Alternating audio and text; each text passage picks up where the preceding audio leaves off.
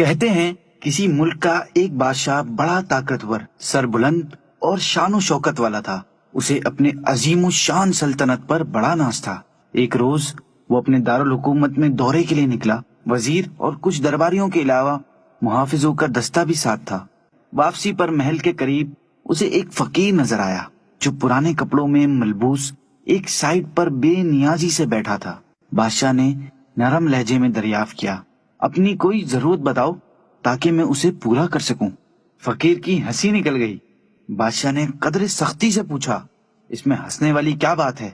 اپنی خواہش بتاؤ، میں تمہیں اپنے مال سے مالا مال کر دوں گا۔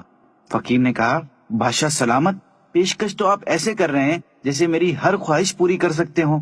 اب بادشاہ نے برہمی سے کہا، بے شک میں تمہاری ہر بات پوری کر سکتا ہوں۔ میں بہت طاقتور بادشاہ ہوں، تمہاری کوئی خواہش ایسی نہیں جو میں پوری نہ کر پاؤں۔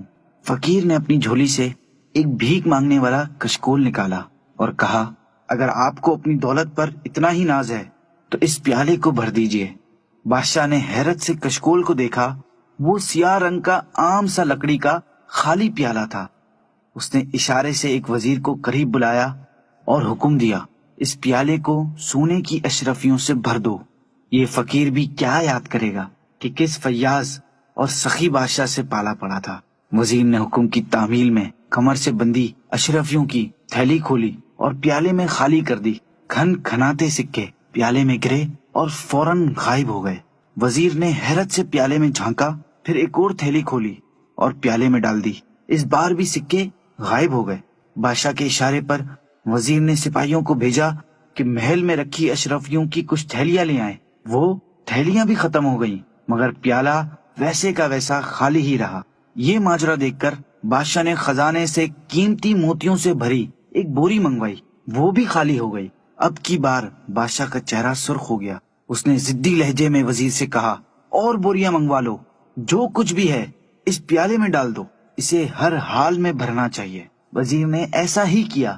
دوپہر ہو گئی لیکن پیالہ بدستور خالی رہا، کیونکہ جو چیز پیالے میں ڈالی جاتی وہ فوراً ہی غائب ہو جاتی اور پیالہ ویسے کا ویسا خالی رہتا۔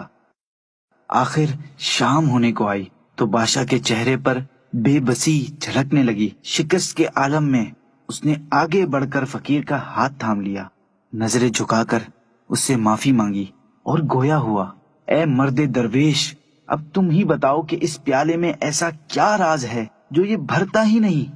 فقیر نے سنجیدگی سے جواب دیا، اس میں کوئی خاص راز کی بات نہیں۔